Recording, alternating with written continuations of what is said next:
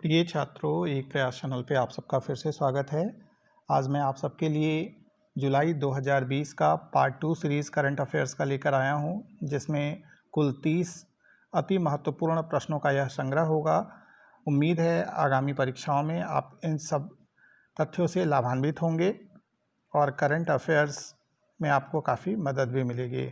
अगर यह वीडियो आपको पसंद आए तो कृपया लाइक, सब्सक्राइब ज़रूर करिएगा तथा दोस्तों के बीच ज़्यादा से ज़्यादा शेयर करिएगा। तो चलिए आइए शुरू करते हैं करंट अफेयर्स जुलाई 2020 पार्ट 2 सीरीज के साथ। तो इस पार्ट 2 सीरीज का जो सबसे पहला महत्वपूर्ण क्वेश्चन है कि विदेशों से भारतीय नागरिक स्वदेश लाने के प्रयास में ऑपरेशन समुद्र सेतु के तहत कितने भारतीय नागरिकों को भारतीय नौसेना द्वारा समुद्री मार्ग से अपने देश वापस लाया गया? तो यह संख्या 3,992 थी। सुरक्षा और क्षेत्र में सभी के लिए विकास, इस दृष्टिकोण को पूरा करते हुए भारतीय नौसेना ने हिंद महासागर में देशों की मदद करने के लिए किस मिशन को शुरू किया था, जिसे 49 दिनों के बाद 14,000 किलोमीटर की दूरी तय करके इस मिशन को 28 जून 2020 को सफलतापूर्वक पूरा कर लिया गया? तो यह मिशन था मिशन सागर, जो INS केसरी की मदद से किया गया था। कौन सा राज्य सरकारी भूमि की सुरक्षा के लिए अंतरिक्ष प्रौद्योगिकी और कृत्रिम बुद्धिमत्ता का उपयोग करने वाला भारत का पहला राज्य बन गया है? तो वह राज्य उड़ीसा है। जिनेवा बेस्ड विश्व स्वास्थ्य संगठन WHO के दक्षिण पूर्व एशिया क्षेत्र से पहले 2 देश बन गए जिन्होंने मीजल्स और रूबेला वायरस दोनों को सफलतापूर्वक समाप्त कर दिया है। तो मीजल्स और रूबेला वायरस दोनों को समाप्त करने वाला जो पूर्वी एशियाई क्षेत्र में दक्षिण पूर्वी एशियाई क्षेत्र के जो 2 राष्ट्र हैं उनके नाम है श्रीलंका तथा मालदीव। चीन के द्वारा सिचांग सैटेलाइट लॉन्च सेंटर की लॉन्च पैड 3 से किस संचार उपग्रह को लॉन्च किया गया? तो उस संचार उपग्रह का नाम था एपीस्टार 6D।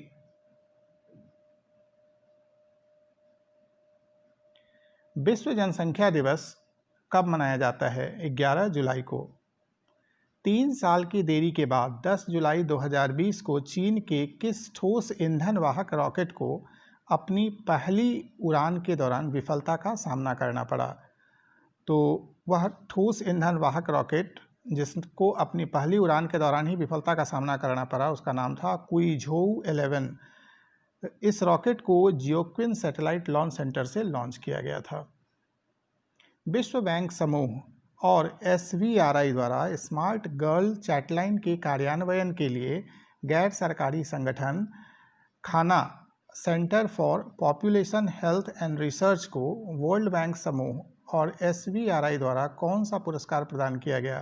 तो यह पुरस्कार था डेवलपमेंट मार्केट प्लेस अवार्ड, जिसमें कैश $1 लाख का पुरस्कार दिया गया। भारतीय विनिर्माण कंपनी लॉयल टेक्सटाइल मिल्स ने 9 जुलाई 2020 को दुनिया की पहली रीयूजेबल PPE किट किस कंपनी के सहयोग से लॉन्च की गई? तो रिलायंस इंडस्ट्रीज लिमिटेड और स्विट्जरलैंड स्थित textile innovation company HeiQ material AG की मदद से रीयूजेबल PPE किट को लॉन्च किया गया।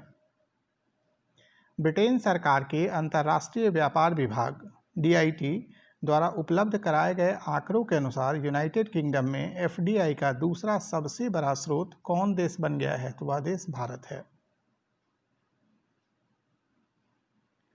आयुष्मान भारत योजना के तहत देश भर में स्वास्थ्य और वेलनेस केंद्रों में 1 फरवरी 2020 से 30 जून 2020 तक कितने भारतीय नागरिकों ने स्वास्थ्य सेवा का लाभ उठाया है?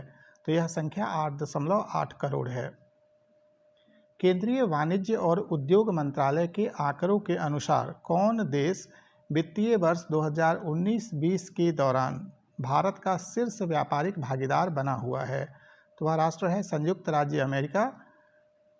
88.75 बिलियन अमेरिकी डॉलर का व्यापार अभी अमेरिका के साथ होता है।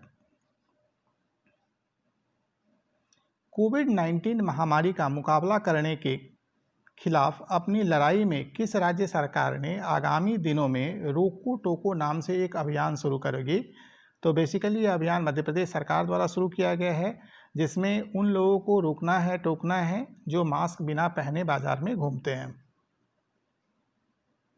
पोलैंड के नए राष्ट्रपति कौन होंगे? तो जो अभी वर्तमान राष्ट्रपति है वही दोबारा चुने गए हैं, एंड्रेज दुडा। नेशनल इंटेलिजेंस ग्रिड, जिसे नेट ग्रिड नाम से जाना जाता है, यह क्या है बेसिकली? तो देश भर के 14,000 पुलिस स्टेशनों के डेटा को लिंक करने का यह एक प्रोजेक्ट है तथा नेशनल इंटेलिजेंस ग्रिड के वर्ष 2020 के अंत तक चालू हो जाने की उम्मीद है, जिससे अगर अपराध कहीं पे होता है तो पुलिस, सभी राज्यों के पुलिस और यूटीज के पुलिस आपस में इंटरकनेक्टेड रहेंगे, जिससे अपराधियों को पकड़ने में मदद मिलेगी।